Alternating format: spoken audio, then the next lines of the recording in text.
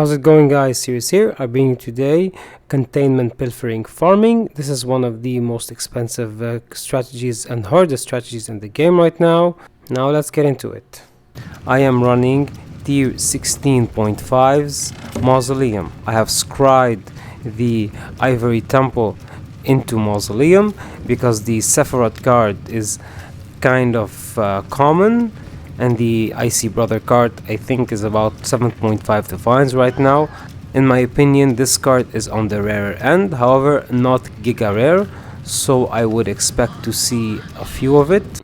Other good options might be Basilica and Defiled Cathedral.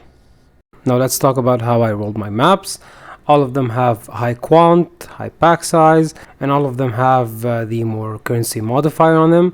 I have a minimum of 130%, so I can drop some raw divines, some puzzle boxes, you know, trying to get that a bit of the investment back.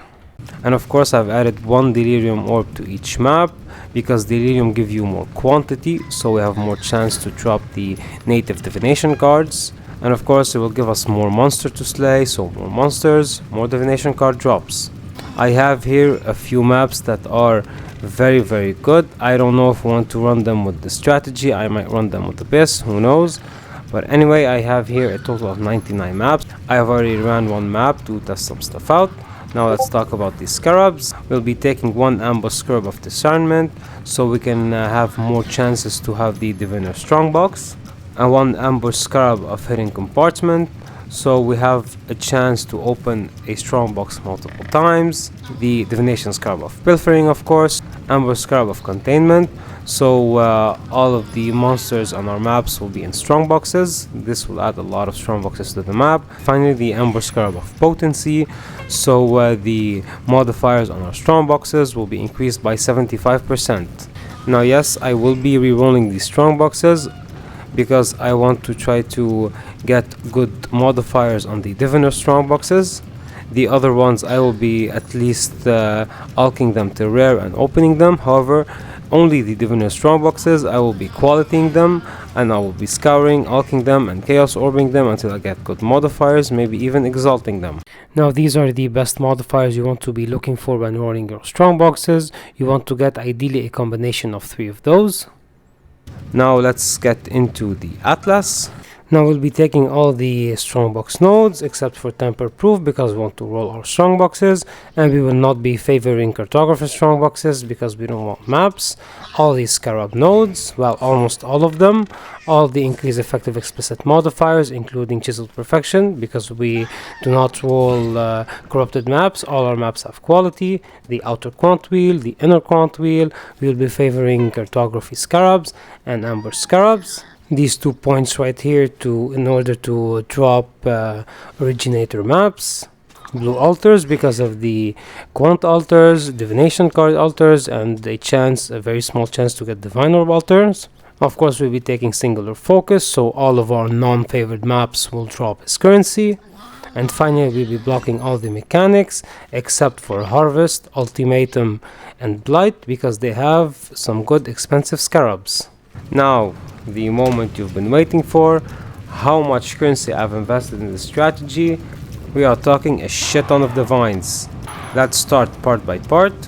On the map device we will be crafting ambush, so we'll be using that 100 times.